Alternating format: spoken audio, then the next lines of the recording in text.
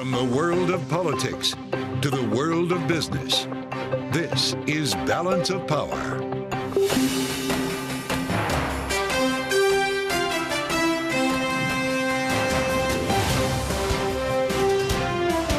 Live from Washington, D.C.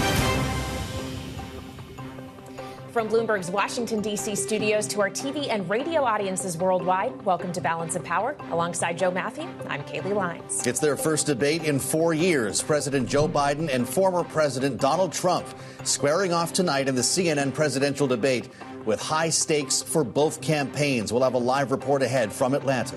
And we'll bring you a range of voices from both sides of the aisle, including Republican Governor Kristen Sununu of New Hampshire and Democratic Congresswoman Jennifer McClellan of Virginia. And we'll hear insights from our political panel on all this, plus another round of rulings from the Supreme Court today. There'll be more where that came from, Kaylee, in the next 2 days at least.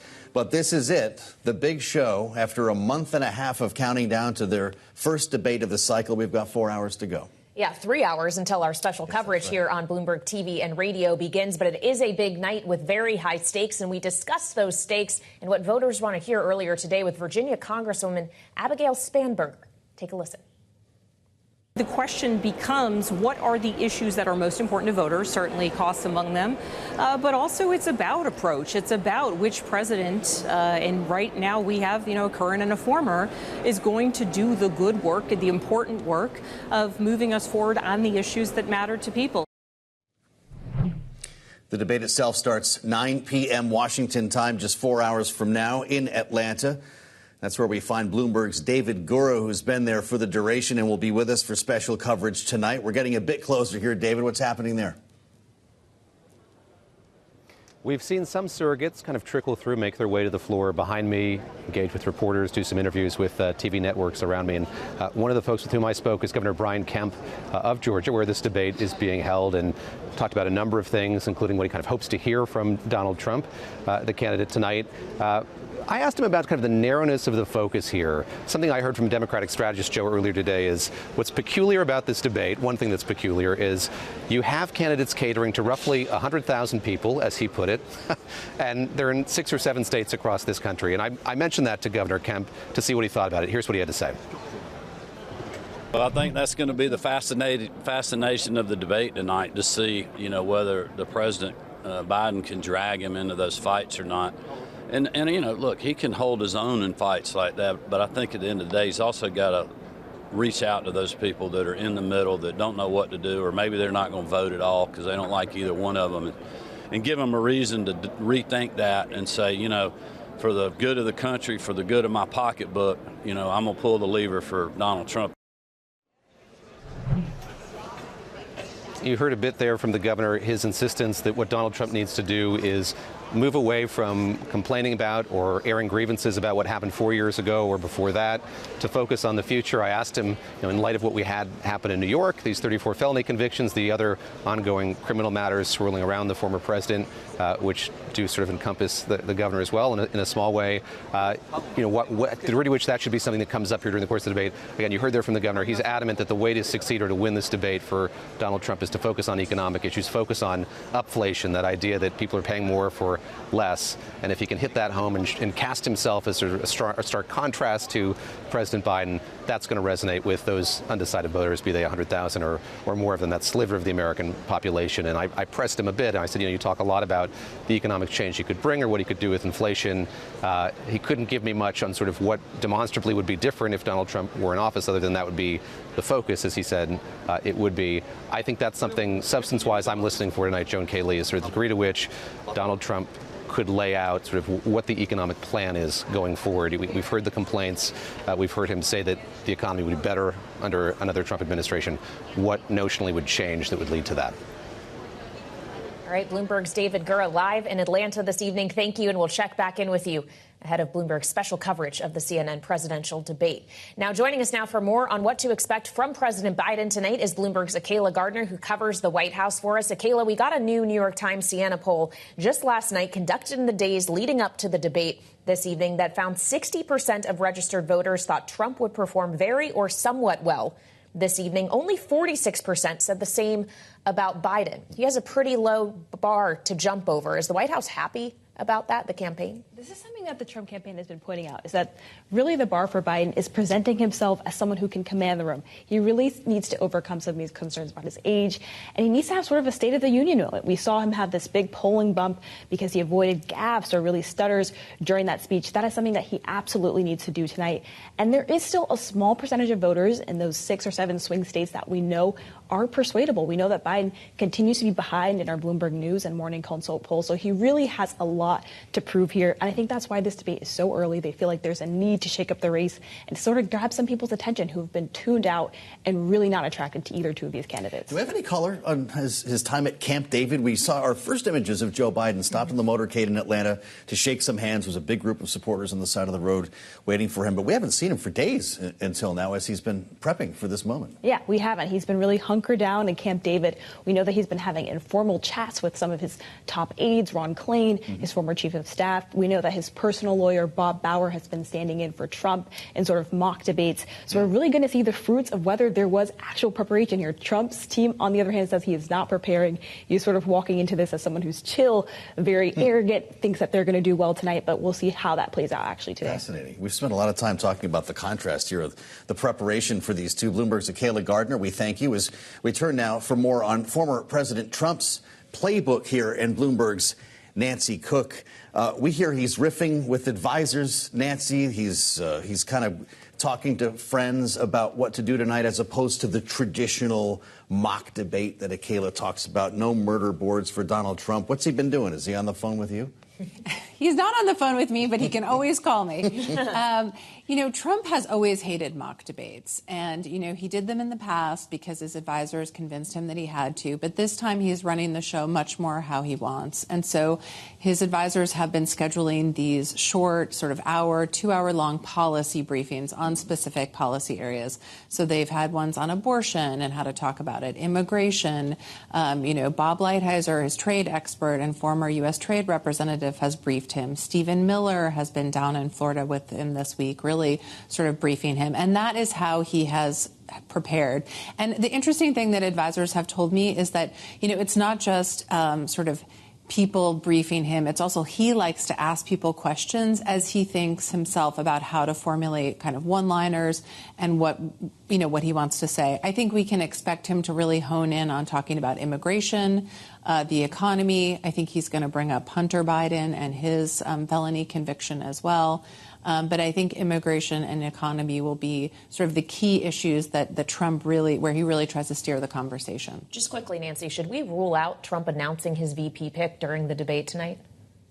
I would be surprised if he did that, but I think if it doesn't go well, and you have to remember his first debate against Biden in 2020 did not go well, I could see him rolling out tomorrow to compensate. Interesting. He's going to be in Virginia with Virginia Governor Glenn Youngkin tomorrow. Bloomberg's Nancy Cook, thank you so much. Now, still ahead, another Republican governor, Kristen Sununu of New Hampshire, will join us ahead of tonight's big debate, what he's expecting to hear from each candidate. That's next on Balance of Power on Bloomberg TV and radio.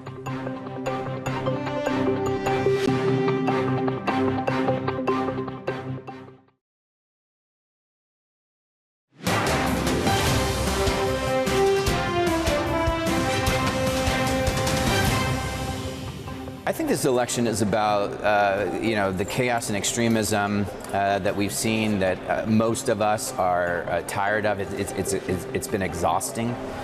Trump is a chaos agent, now a convicted felon. But what I hear most back home in Southwest Ohio is that we want everyone to quiet down and do their jobs.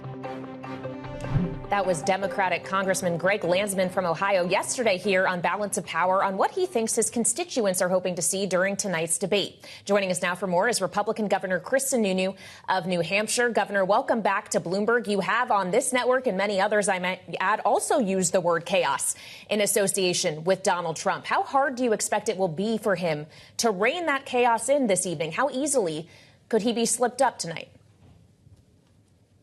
So you bring up a great point. I think he is going to rein it in. I think Biden is going to have more energy than people think. I think Trump is going to have a little more professionalism, if you will. See, if he gets frustrated by by Biden, who is effectively the old man, it's past his bedtime. If that guy is getting under your skin, then it's going to show a real weakness. Now, I think he's going to get a little frustrated and a little blustery with the moderators. I think if there's any attack, I think it's going to be with the moderators because, will they shut his mic off? I think he would actually like it if they shut his mic off a couple times, so he can kind of play that victim. Oh, they wouldn't let me speak. They wouldn't let me have my say. So I think that. If he shows chaos with Biden as opposed to just trying to stay above him, I think that's a weakness for him, if anything. And then, of course, as they get into the issues, as opposed to the traditional reality TV stuff, Trump is going to have to come with specifics. You can't just say inflation's bad. It is. It's awful. It's crushing families. But you got to come with solutions. People want change, so you got to show the change you're going to bring them, whether it's a better opportunity with energy costs, a more of a free market in healthcare costs, quantitative tightening. I don't know. He's got to come with something, getting rid of all the folks at the Fed. He's got to come with something that says, on day one, I'm doing this to make your costs, your availability of funds to actually pay the rent and bring, again, put food on the table. This is what I can do for you. And if he can do that, then people see him as that change agent, and he can be successful in November. Well, that's why we like talking to you, Governor, because we tend to get to issues beyond the politics that's fun for everybody to deal with here. That was a nice table setter. Let's talk about issues. We'll start with the economy. And I suspect that we might hear the word tariff tonight. The president's been talking about, I should say the former president, Donald Trump in this case, making permanent the 2017 tax cuts, but also an across-the-board tariff that would help to pay for them. We talked about that today with Andy Blocker, Invesco's head of U.S. government affairs on Bloomberg Radio, about the inflationary impact of that very proposal. Here's what he had to say. Tariffs are inflationary. So 60% with China will be inflationary. The 10% across the board for every country will be inflationary. To the extent that it becomes more real, that we believe 60% would actually be implemented, that would have a major impact on the market, especially in the early days. They're both going to talk about their plans to bring down prices.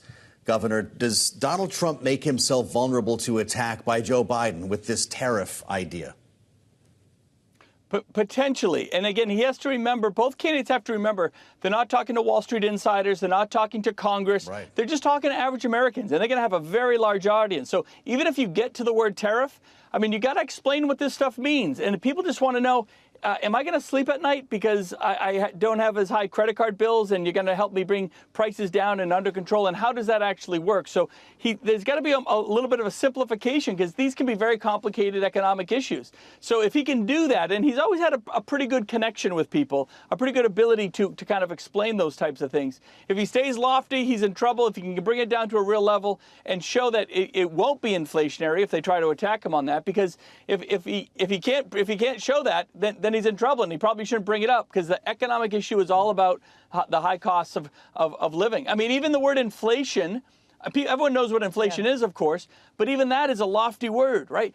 He's got to take this opportunity to literally talk to the American people, right? Make that connection that he did in 2016. He lost in 2020, but if he gets down just a very real level and kind of works through those issues, what immigration means for their family, what he's going to do on inflation for their family, how he's going to get a free market back into healthcare costs, which are a huge part of the inflationary problem right now. If he can talk at that real level, he's going to make some progress. Well, Governor, we know that the tax code isn't necessarily the simplest thing to explain to anyone, yet I would imagine we will hear something from taxes on him, specifically on the notion of extending the tax cuts that were passed during his administration in 2017. The Committee for a Responsible Federal Budget suggests that would add $4 trillion or more to the deficit. If it is so additive to the deficit, is that a policy worth pursuing, worth arguing for on that stage tonight? If you can show that you're reining spending in, absolutely, right? If we continue on this massive spending trend, which both sides of the aisle in Congress have just been awful about, then we're going to have a problem. But if he can show that he's a manager, he's going to rein in spending. He's asked, Joe Biden asked America to stop spending as much money because they don't have as much, because inflationary costs are killing them. So Donald Trump has the opportunity to say, and government's going to become more efficient. We're going to get rid of the wasteful spending, and that's how we can control some of this stuff. That's how you offset that. But to your point, it's a very good point. You want to talk about tax cuts, you got to rein in spending. I think the other thing he could do, I don't know if he will, is just the simplification of the tax code. Everybody believes the tax code is massively complicated. No one can understand it. And simplifying it is a winning message to a lot of voters out there that thinks that, and Trump talked about this very bluntly, how the rich get to game the system. And if you can talk about reining that back in and really working with Congress to get that finally passed, a simplification, that's another connection he can make with the average voter. One of these days, we're going to get it on a postcard, Governor. When you were supporting Nikki Haley, we talked about the potential contrast that she could draw, just the optical contrast, if not a policy one, sharing a debate stage with Donald Trump, or with Joe Biden, rather. Now it's Donald Trump.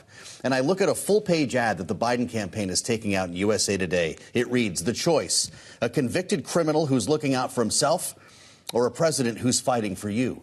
Joe Biden's trying to make the contrast. How would you answer to that? Well, Joe Biden's the one on the hot seat, right? If Joe Biden shouldn't have to make a contrast, he should be running on a record of success.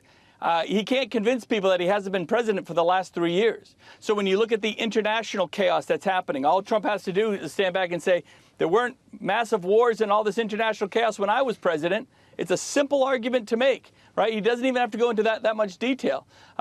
He can say he had a clear plan on immigration. That's a top issue for a lot of folks, right? He can just talk about the unfairness of what's happening with this arbitrary debt forgiveness. Nobody likes that idea. That's a political disaster. I don't know what the heck they were thinking. Nobody thinks that's fair or right. It's not helping Biden politically at all. So just talking about a fairness. He needs to come in not as a disruption in the debate, but show himself as a disruptor into Washington and be, like I keep using that word, change agent, right? That's what people want to know. You're going to change the culture. You're going to change the approach. Biden should be running on a record of success, but he can't do it, right? He's almost like trying to act like, the last 3 years of chaos, wasn't under his presidency. And that's a tough argument to make. Republican Governor Sununu joining us live from the great state of New Hampshire tonight. We thank you. I know you'll be watching from up north. Coming up, Democratic Congresswoman Jennifer McClellan of Virginia weighs in on today's Supreme Court decisions, but of course tonight's presidential debate as well. We'll bring you to the other side of the aisle next on Balance of Power on Bloomberg TV and radio.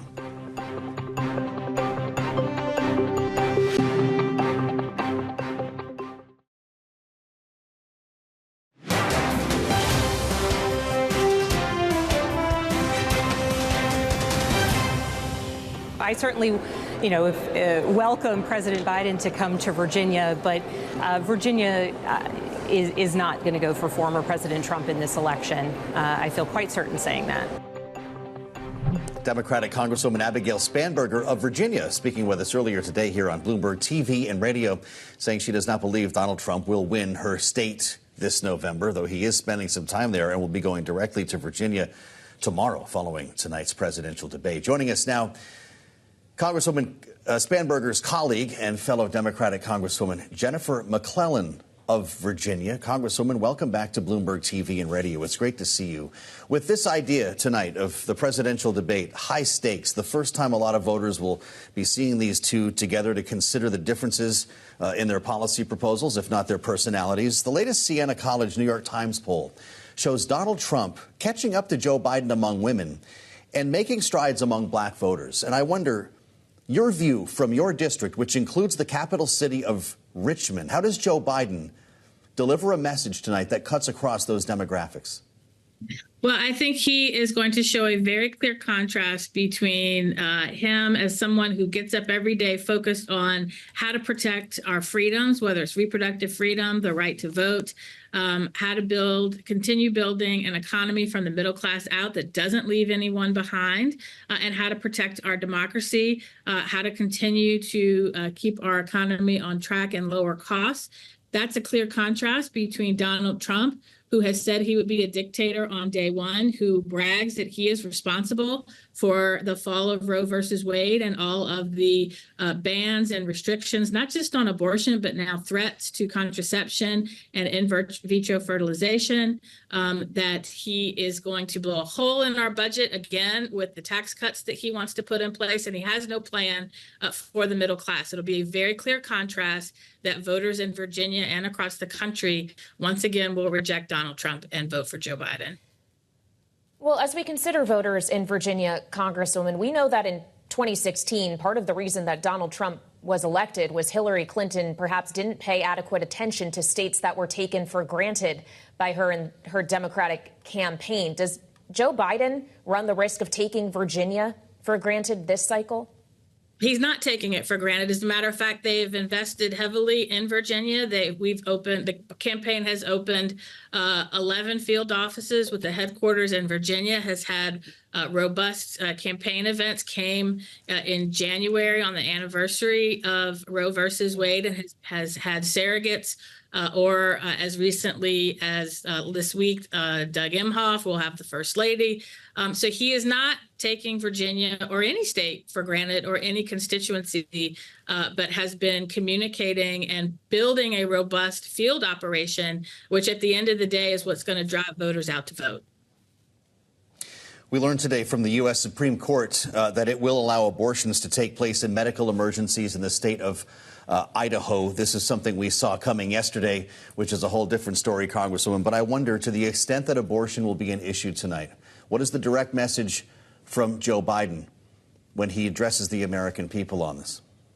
The direct message, frankly, is that it is Donald Trump's fault, which he brags about, that I have become the first generation of my family to lose a constitutional right in my lifetime.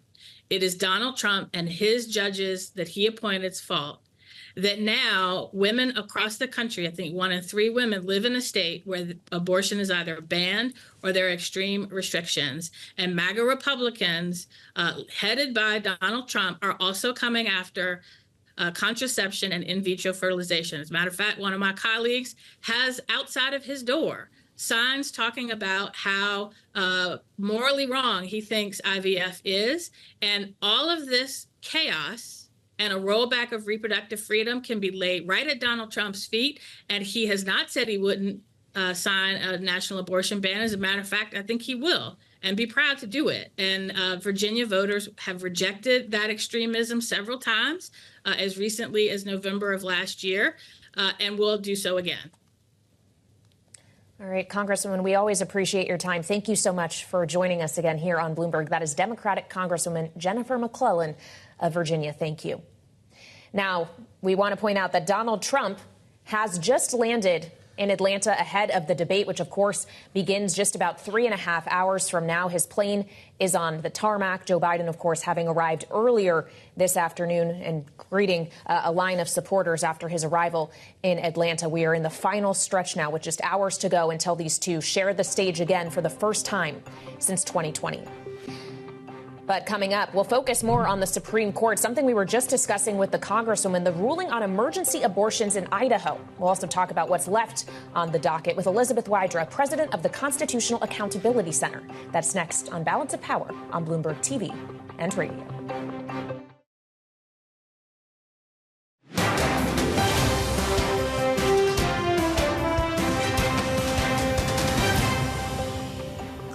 That these are not cases that the high court wanted to hear. I think they were sort of forced upon them by incredibly conservative circuit courts of appeal that really have forced the hand now of the United States Supreme Court. They don't like, in general, the gun safety laws.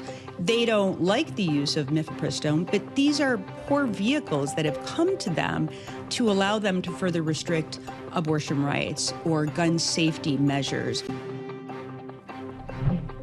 That was Dana Nessel, Michigan Attorney General, yesterday on Balance of Power, who spoke about the types of cases that are currently being brought to and decided by the Supreme Court. We, of course, got another handful this morning, and we have at least 2 opinion days left to go. Joining us now with more is Elizabeth Wydra, president of the Constitutional Accountability Center. Welcome back to Balance of Power on Bloomberg TV and radio, Elizabeth. When we asked the Attorney General about these cases the court was deciding, our question really surrounded the idea that these decisions don't seem to be actually deciding the questions in front of the court really at all. They don't seem to be ruling on the merits in these cases, whether it's mifepristone or the Idaho case, as we have seen, but rather on standing, or in the case of the Idaho emergency abortions, dismissed as improvidently granted. Why? Yes. Well, the case today, I think, is really a mess of the court's own making. The court granted certiorari before the lower court had a chance to render judgment on the matter. It's granting certiorari before judgment, which is a fairly unusual thing to do for the court. And so they really decided to rush the case themselves. And then in today's per curiam opinion, the opinion for the court said, oh, that was a mistake, although they didn't really take accountability for that. They said the parties' arguments had shifted a little bit. But Chief Justice Roberts, Justice Barrett, they were clearly in the majority here. But in the separate opinions that we saw written, particularly Justice Jackson, really called out the majority for not, as you noted, taking a decision on the merit. The dissent would have, the conservative dissent would have said that the Idaho law can stand.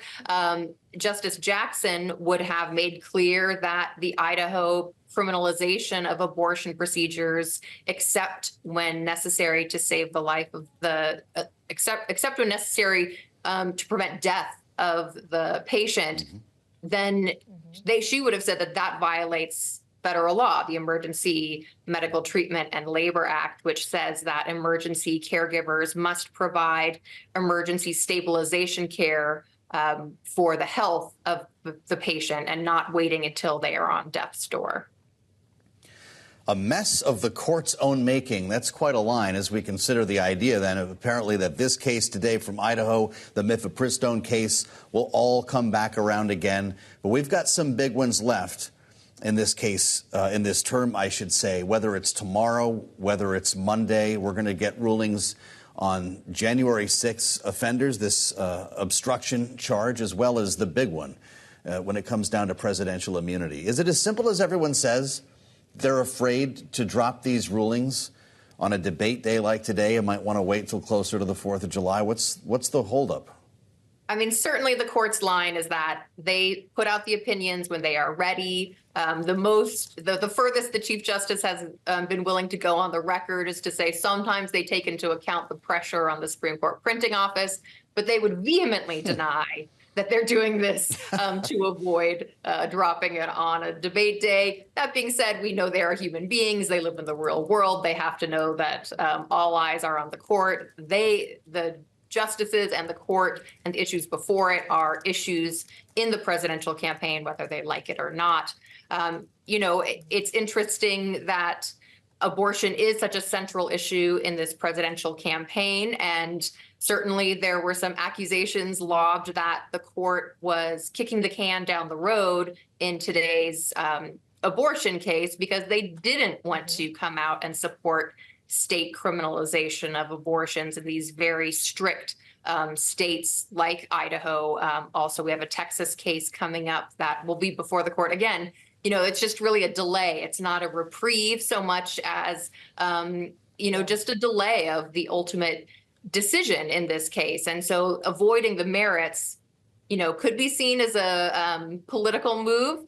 I'm sure the justices would deny that. And similarly with the immunity case, this is a case that should have been decided very quickly. The fact that it's taken so long, in essence, might give former President Trump a win through delay, even if he ultimately loses on the merits. Yeah, just by the timing of this, it would be very difficult, if not outright impossible, to get a trial done before the election in November. That's the immunity case, which we're still waiting on. But Joe mentioned another, the January 6th defendants case, calling into question the Enron doctrine, this issue of obstruction. This is something we spoke about yesterday with Stephanie Murphy, former Democratic Congresswoman from Florida, former member of the House committee that investigated the January 6th attack. And this is what she had to say.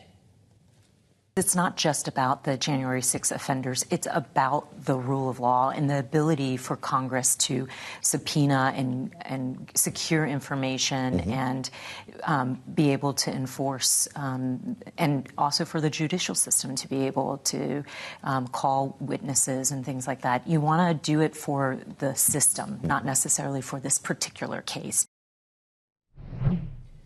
Elizabeth, I'd love for you to weigh in on what kind of precedent the court could be setting here when they ultimately decide this question. I absolutely agree. It's about the rule of law. It's about whether we have a system that can hold accountable people who have been obstructing not just justice, but obstructing one of the most sacred democratic aspects of our constitutional system, the peaceful transfer of power after the appropriate constitutionally held election. And so I think she's right. This is a very big issue about the rule of law. That's true in the obstruction case. I think perhaps even more so in the immunity case, because that brings us back to the founding principle of our country, really, that no one is above the law. Whether you're the most powerful or the most vulnerable, we equally stand before the scales of justice. And that's one of our, aspirations, one of our most deeply held American values. And that's really at stake in the immunity case in particular. Our viewers watching Bloomberg TV and YouTube seeing live shots now from the airport in Atlanta as Donald Trump's airplane, known affectionately to some MAGA supporters as Trump Force One, touches down. The former president has made his way down to the tarmac. It is on board now at that black SUV that we're showing you on the screen here. Elizabeth, any thoughts on how the court falls on presidential immunity? Well, I think certainly the issues themselves raised by the former president should be easily rejected in that sense. But I think the court, as they noted during oral argument, is inclined to try to write something broader. They don't have to. Obviously, the court can very much just look at the case before it and say, on these particular arguments that came before us, we find no merit. We send it back to the trial court to continue proceedings. But they could be trying to write something more complicated that could be causing the delay. But whatever is causing the delay, it certainly is not to the benefit of the American people as we get closer and closer to the presidential election and this massively important issue of whether someone running for president tried to thwart our democracy still has not gone before a court of law as it should. He's been indicted by a grand jury of his peers, and we should have accountability in that way, whichever way the ultimate group of deciders, the jury in that particular case, rules. It would be to the benefit of the American people and democracy if that could happen before the election. And the Supreme Court's delay, however they rule on the merits, has certainly hindered that. Well, we've got at least officially two opinion days left to go. Elizabeth Wydra, we thank you for the insight. She's president of the Constitutional Accountability Center. And thank you for the time today on Balance of Power. Coming up, we'll turn to the political implications of the Supreme Court's latest decisions. We'll break it down with our panel next on Balance of Power on Bloomberg TV and radio.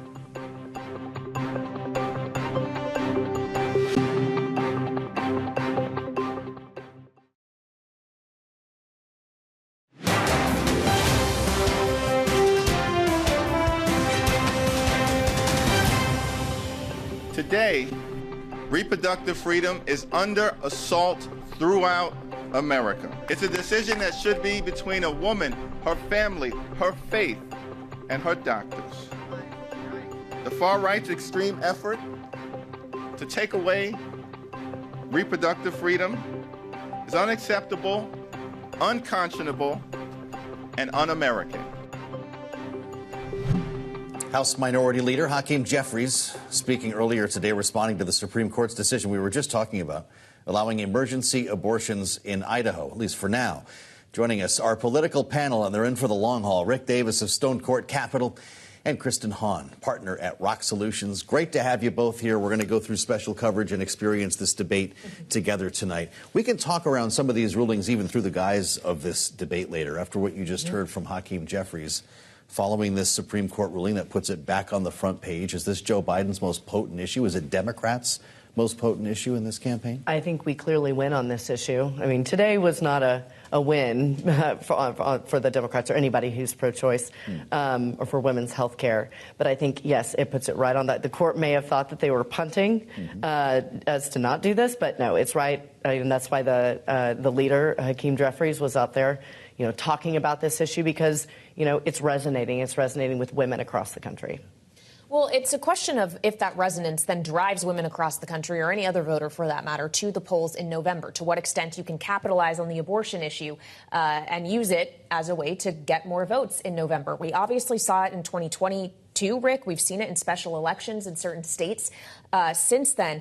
But is this really going to be the galvanizing force it was in years past as we see the court, even if not, as Kristen says, outright advocating for greater abortion rights, at least not making the decision to restrict them further?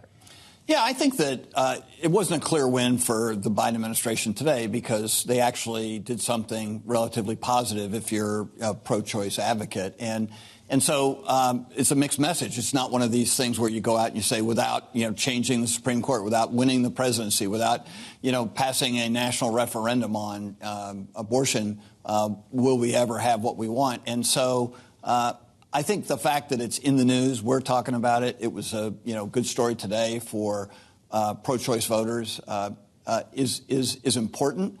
But I don't think it's creating intensity around like the Dobbs decision did in 2022. So the question is, does it help fill some of the gap? Because there is an intensity gap between Biden and Trump, and Biden needs to find things that will motivate his voters because it's not his track record as president that are getting him out. So I think if he can figure out ways of the Supreme Court giving him another big loss between now and the election, he'd be better off with motivating his voters. Well, the real intensity is going to come with this immunity decision. Of course, whether it's tomorrow, Monday, maybe they move things into Tuesday. Maybe they do this on the 4th of July at the rate we're going here, Kristen.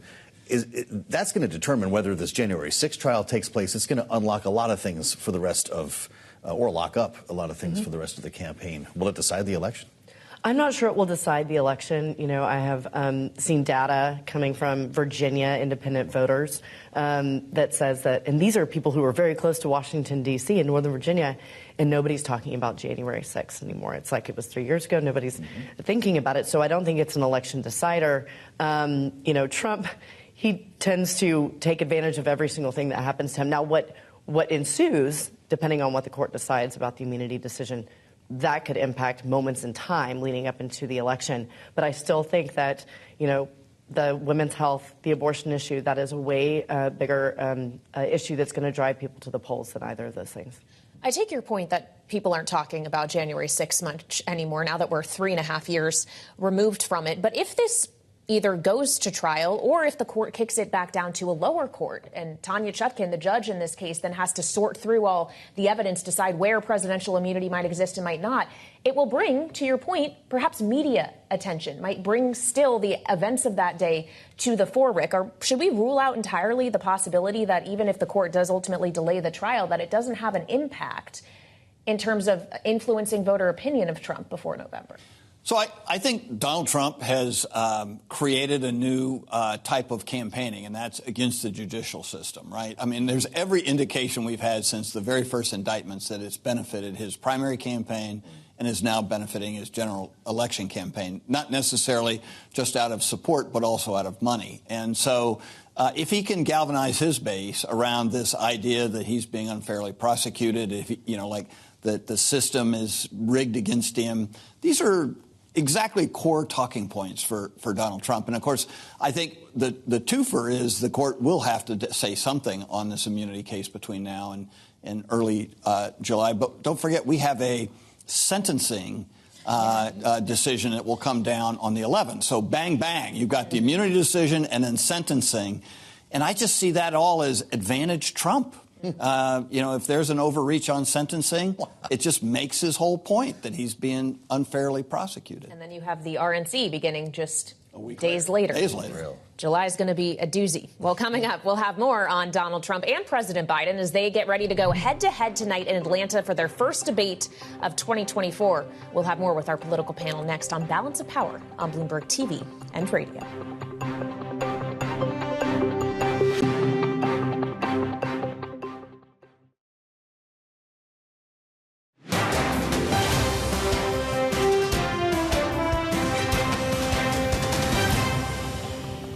It's the double haters, the people who have an unfavorable view of both Biden and Trump, who ironically are set up to decide the election and hopefully will be amongst those 77% that we polled who say they're going to tune in tonight. That was Don Levy, Siena College Research Institute director, earlier today on Bloomberg Radio, talking about the pivotal role double hater voters will play in the presidential election and to what extent they may be influenced by the debate taking place just hours from now. Back with us is Rick Davis of Stonecourt Capital and Kristen Hawn, Rokk Solutions partner, our political panel this evening and through our special coverage later on tonight as well. Rick, Is it possible in one night, presidential debate, to flip a double hater to at least a single tolerator? I like that, the tolerators. Yeah, I think all the voters are going to be in the tolerator category. But yeah, look, I mean, I think people who tune in are going to be tuning in for a reason, right? I mean, they got a lot of other things they could be doing on a Thursday night in the summer. Me too. And so they're looking for something. And whether it's a Biden overperformance or Trump being more stable or some combination of the both or some very smart thing they could say about like how the next administration is going to be different than the ones that they've already run. But the bottom line is they're there for a reason. They're looking in, and it's not just entertainment. And so it is a shot. When you got 25% of the electorate saying they hate them both, you have an opportunity then to actually make a case. And I'm quite confident that the campaigns have honed in on the same group that the Siena poll is looking at, saying, how do we move these people? Because at one point in time, in both the cases of the double haters for Trump and for Biden, they were once a lover. So how do you turn a hater into a lover again? Well, love haters are a whole other thing we can talk about here, but I'll point you to a different poll. Quinnipiac finds 16% of those who chose a candidate said they could still change their vote based on the debate's performance tonight. How do you make that happen if you're Joe Biden? It's, I think at this point, that is just fascinating to me, first of all, right? Like, how can you change your mind? I think also, well, President Biden is pretty consistent when it comes to his public speaking and his debates. I think a lot of people may be looking to see what former President Trump does. I mean, is he going to be lashing out and unpredictable? And a lot of people are sick of that. So I think, particularly among the double haters, it's like, these are the people who are looking, they actually want to know, like Rick says, but are they going to stay home? Are they just going to be so turned off that they're like, I'm not going to do this?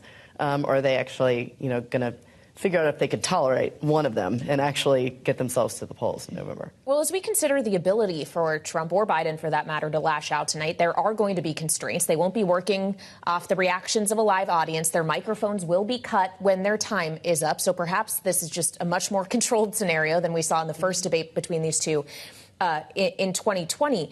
But there also is the question, Kristen, about the ability, given those constraints, that you can't interject or kind of have that viral moment. Everything has to be contained in 2 minutes or perhaps 1 minute for a rebuttal. How is this debate going to be memorable if none of that happens? And doesn't a campaign need it to be so? I think there are those moments, right, that people, sometimes you want them, sometimes they're good moments and sometimes they're really bad moments for candidates. Trump is really good, at least with his supporters, creating those moments in those uncontrolled environments. This is an environment much more conducive to policy discussions. And that's where President Biden will, I believe, excel. He's going to talk about, one of the biggest issues that we've discussed in the previous segment, which is a woman's right to choose women's health care. And Trump has been all over the map on this issue, and he gets tripped up on it. So, we'll see where he lands on this stuff, but this isn't his strong suit. I got a kick out of CNN going out of its way to demonstrate to us what it would be like when the microphones were cut off. And you've got two reporters there, they're both talking. You can't really hear the other person. You can, someone's speaking, but you can't understand what they're saying. And I suspect we're going to experience this tonight. But if you're Joe Biden or Donald Trump, for that matter, you could still hear that person loudly.